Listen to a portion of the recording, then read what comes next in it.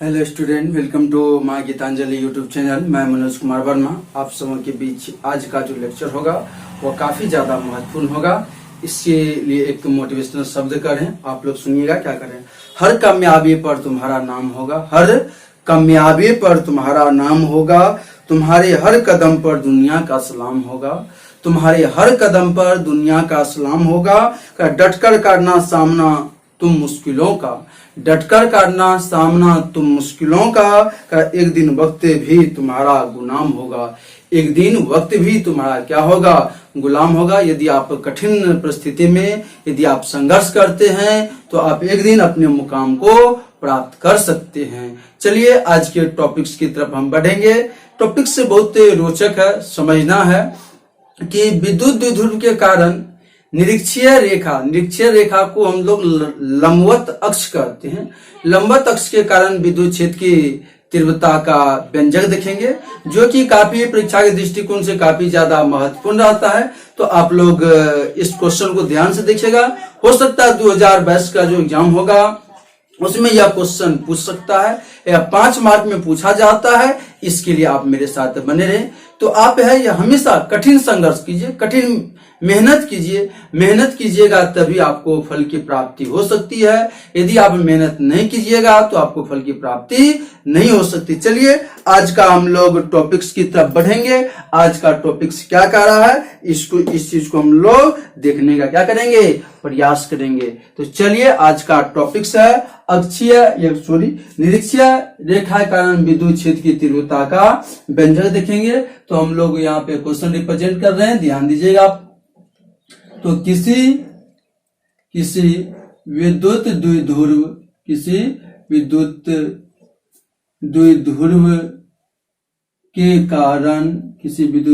के कारण निरीक्षीय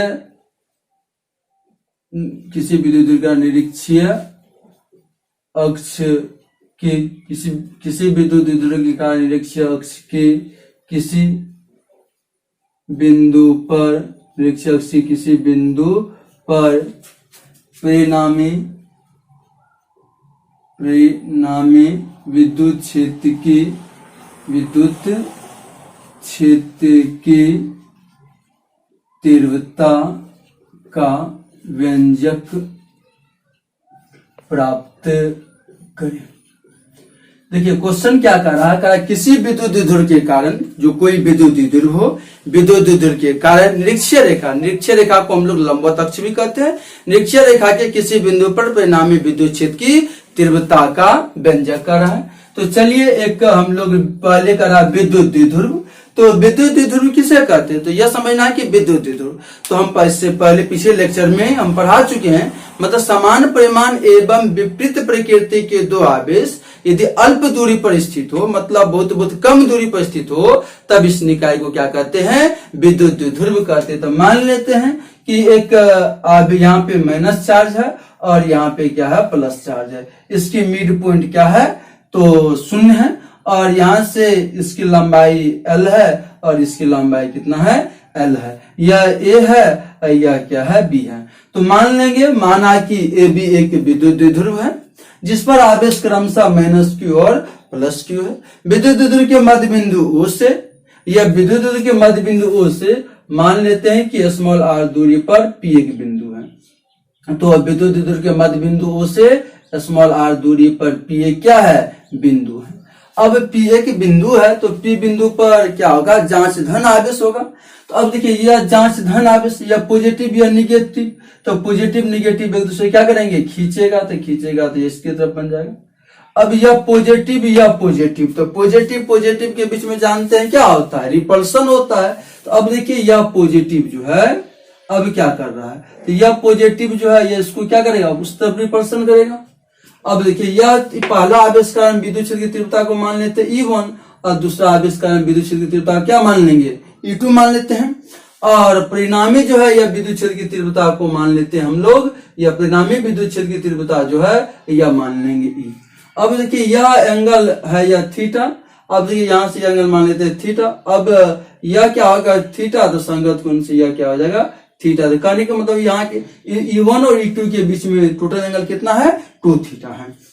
अब देखिए क्या मानना है, मानेंगे माना कि ए बी एक विद्युत ध्रुव है जिस पर आवेश क्रमशः -q और +q है। विद्युत ध्रुव के बीच की न्यूनतम दूरी 2l है। विद्युत ध्रुव के मध्य बिंदु O से r दूरी पर P एक बिंदु है। P एक बिंदु है जहां पर परिणामी विद्युत क्षेत्र की तीव्रता ज्ञात करना है। तो देखिए क्या मानेंगे, तो मान लेंगे कि माना कि ए बी एक विद्युत द्विध्रुव है। माना कि ए बी एक विद्युत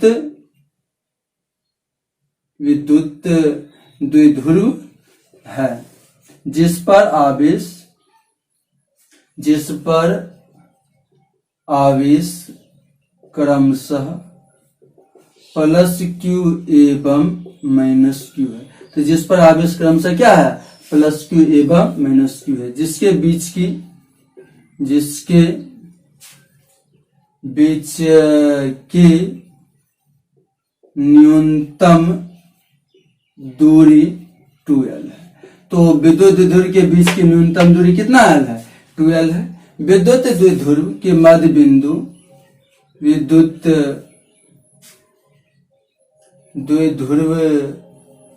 के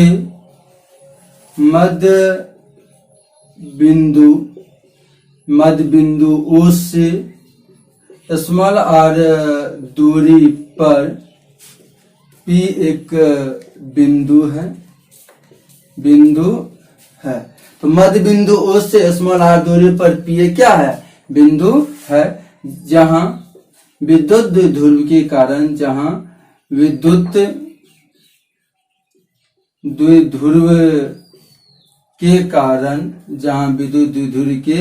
कारण परिणामी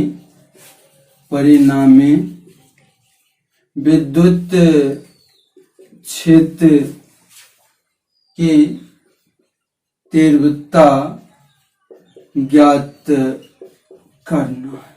तो कह रहे हैं कि जहां परिणामी विद्युत क्षेत्र की तीव्रता क्या करना, हम लोग को ज्ञात करना है।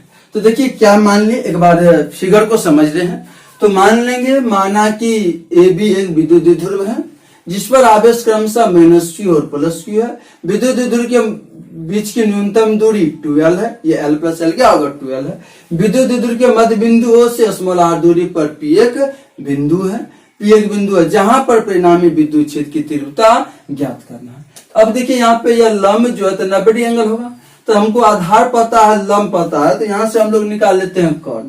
तो कर्ण निकालेंगे तो रूट अंडर क्या होगा, लंब स्क्वायर प्लस आधार स्क्वायर। इधर निकालेंगे तो यह क्या हो जाएगा, रूट अंडर लंब स्क्वायर प्लस क्या हो जाएगा, आधार स्क्वायर हो जाएगा। अब आ जाते हैं पहले -q आविष्कारण, तब आ जाएंगे +q आविष्कारण। तो लिखेंगे अब कर रहे हैं क्या, तो -q आवेश के कारण P बिंदु पर विद्युत क्षेत्र की तीव्रता। तो कह रहा है क्या, तो -q आविष्कारण P बिंदु पर विद्युत क्षेत्र की तीव्रता, इसको मान लेते हैं पहला आविष्कारण E1। तो विद्युत क्षेत्र की तीव्रता बराबर हम लोग पढ़े हैं बिंदुवत आविष्कारण, तो 1 क्या होगा, 4πε0 इंटू -q का मॉडुलस r स्क्वायर। तो r स्क्वायर तो दूरी क्या है, A से P है, तो यह क्या हो जाएगा, AP हो जाएगा। तो कहने का मतलब यह E1 बराबर क्या निकलेगा, 1/4πε0 इंटू Q/AP का मान पता है r square plus l square का होल स्क्वायर, या तो यह कट जाएगा। तो कहने मतलब E1 बराबर क्या निकलेगा, 1/4πε0 into Q/r square plus l square हो जाएगा। इसको मान लेंगे समीकरण 1 मान लेंगे। अब आ जाएंगे कि इसी प्रकार हम लोग लिखेंगे क्या, तो इसी प्रकार क्या हो जाएगा, तो +q आवेश के कारण, इसी प्रकार +q आवेश के कारण P बिंदु पर विद्युत क्षेत्र की तीव्रता। तो आ जाते हैं P बिंदु पर विद्युत क्षेत्र की तीव्रता। तो अब देखिए +P आविष्कार P बिंदु पर विद्युत क्षेत्र की तीव्रता निकालने, इस आवेश को माने विद्युत क्षेत्र तीव्रता को माने E2 तो क्या आ जाएगा, 1/4πε0 इंटू Q, तो +q का मॉडुलस r स्क्वायर, तो क्या आ जाएगा, BP का होल स्क्वायर हो जाएगा। चलिए इसी में हम लोग क्या करते हैं और आगे बढ़ा देते हैं। अब क्या हो जाएगा तो कह सकते हैं यहाँ से E2 बराबर क्या निकल जाएगा 1/4πε0 r into Q by R square. तो रूट अंडर क्या हो जाएगा बीपी का दूरी देखिए क्या पता है तो आर स्क्वायर और प्लस एल स्क्वायर का क्या हो जाएगा होल स्क्वायर। ये कट गया तो कहने का मतलब ये क्या होगा E2 बराबर तो 1 बाय क्या हो जाएगा 4πε0 r इंटू क्यू बाय क्या होगा R square plus L square. इसको मान लेंगे कितना समीकरण 2 मान लेंगे। यह समीकरण क्या किए 2 मान लिए। और अब क्या करेंगे इस सवाल में अब हम लोग समीकरण 1 और 2 पता है। अब हम पुनः मान लेंगे कि P बिंदु पर विद्युत क्षेत्र की परिणामी या विद्युत क्षेत्र की तीव्रता क्या है E है। अब E है हम लोग जानते हैं विद्युत क्षेत्र की तीव्रता कौन राशि है सदिश राशि है। तो विद्युत क्षेत्र की तीव्रता सदिश राशि है तो यह किसके योग के नियम का पालन करेगा तो सदिश के योग के नियम का पालन करेगा। और तब हम सदिश के योग के फॉर्मूला लगाएंगे। अब तब तक के लिए आप इसका शॉर्ट स्क्रीन ले लीजिए। तो चलिए अब इसमें हम लोग थोड़ा सवाल को आगे बढ़ा देते हैं। तो इसमें हम लोग थोड़ा सा कंसस रहेंगे मतलब 5 मार्क में यह क्वेश्चन पूछा जाता है तो काफी ज्यादा महत्वपूर्ण रहता है। तो इस सवाल को समझना है किस तरीके से हम लोग करते हैं और सवाल को कैसे बनाना। 5 मार्क में आ गया तो कैसे 5 मार्क हम ले सकते हैं उसके लिखने के लिए तो थोड़ा ध्यान देंगे। राइटिंग के साथ साथ फिगर को भी ड्रॉ अच्छी तरीके से करेंगे ताकि हमको मार्क अच्छी तरह से आगे। चलिए अब मान लेते हैं पुनः माना कि क्या मान लेंगे पुनः माना कि P बिंदु पर परिणामी विद्युत क्षेत्र की तीव्रता E है। तो पुनः माना कि P बिंदु पर विद्युत क्षेत्र की तीव्रता क्या है E है। तो हम लोग जानते हैं विद्युत क्षेत्र की तीव्रता कौन राशि है सदिश राशि। E बराबर क्या हो जाएगा तो E1 का होल स्क्वायर प्लस क्या हो जाएगा E2 का होल स्क्वायर प्लस क्या होगा 2E1 into E2 2 into E2 into क्या हो जाएगा कॉस। अब देखिए थीटा जब क्या होता है थीटा प्लस थीटा तो क्या हो जाएगा कॉस क्या हो जाएगा 2 थीटा हो जाएगा। अब देखिए तो यह क्या होगा E बराबर तो रूट अंडर E1। देखिए आप लोग समीकरण 1 और समीकरण 2 को ध्यान दीजिए तो E1 और E2 आपस में क्या है बराबर है। तो हम यहाँ पे सवाल में E1 ही रख देते हैं तो E1 का होल स्क्वायर E2 जी क्या रखेंगे E1 का होल स्क्वायर प्लस क्या होगा 2 या E1 या क्या होगा E1 और cos क्या होगा 2 थीटा हो जाएगा। अब कहने का मतलब E बराबर क्या होगा रूट अंडर इसको जोड़ देंगे तो 2 या E1 का होल स्क्वायर प्लस क्या होगा 2 E1 का होल स्क्वायर इंटू cos क्या हो जाएगा 2 थीटा। अब यह क्या होगा E बराबर यहाँ से हम लोग क्या कॉमन मिल रहा है तो यहाँ से 2 या E1 का होल स्क्वायर कॉमन मिल रहा है तो 1 प्लस क्या हो जाएगा तो cos 2 थीटा हो जाएगा।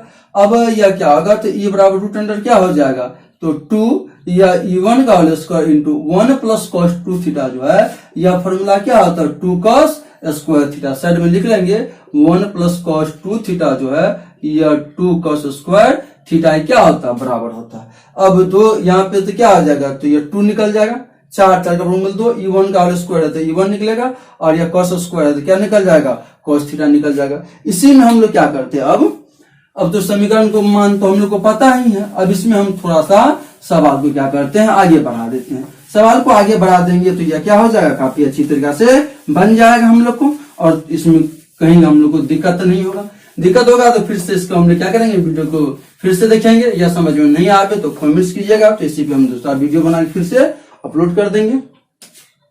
अब देखिए यह क्या होगा तो E बराबर यह क्या होगा 2 इंटू क्या हो जाएगा 1/4πε0 r इंटू यह क्या हो जाएगा तो Q बाय क्या हो जाएगा R square plus L square हो जाएगा इंटू क्या है cos थीटा। इसको मान लेंगे समीकरण 3 मान लेंगे।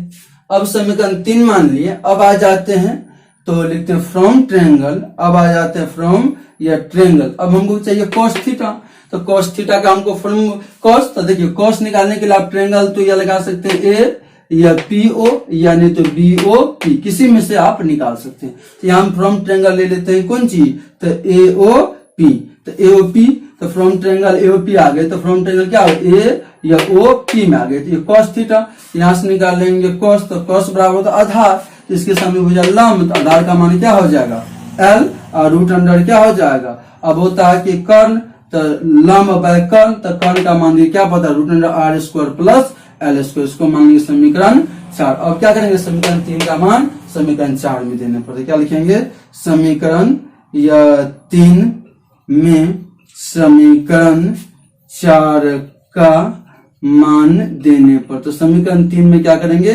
समीकरण 4 का मान देंगे तो क्या हो जाएगा, ई बराबर, तो इसको 2 को जो है हमको ये पहले लिख लीजिए एक बार, तो 2 इंटू क्या होगा 1/4 pi epsilon naught epsilon R into Q by क्या होगा R square plus L square का होल स्क्वायर इंटू क्या होगा एल बाय रूट अंडर क्या हो जाएगा R square plus L square हो जाएगा।